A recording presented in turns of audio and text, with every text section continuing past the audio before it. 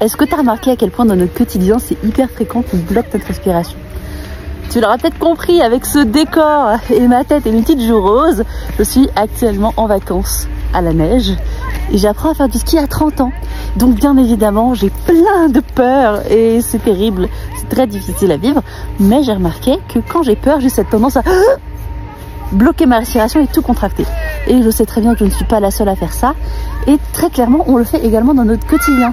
Ça arrive que ça se passe tout simplement quand on respire. On prend des petites apnées entre l'inspiration et l'expiration, ou entre l'expiration et l'inspiration, chacun son délire.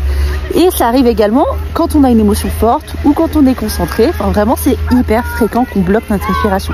Et bien évidemment, bloquer sa respiration quand on a des émotions, c'est pas du tout idéal parce qu'on a tendance à figer les émotions à l'intérieur. Donc déjà, ce que tu peux faire, c'est que la prochaine fois que tu as une émotion forte, c'est de te dire, oula, est-ce que je suis en train de bloquer ou est-ce que je respire? Et si tu veux aller un petit peu plus loin, tu peux participer à une session de breathwork alchimique. C'est une pratique qui, grâce à la respiration, te permet de vivre un état de conscience modifié et d'aller libérer les émotions refoulées et de vivre tout simplement une expérience de transformation. Pour les dates et les infos, tu peux regarder juste ici.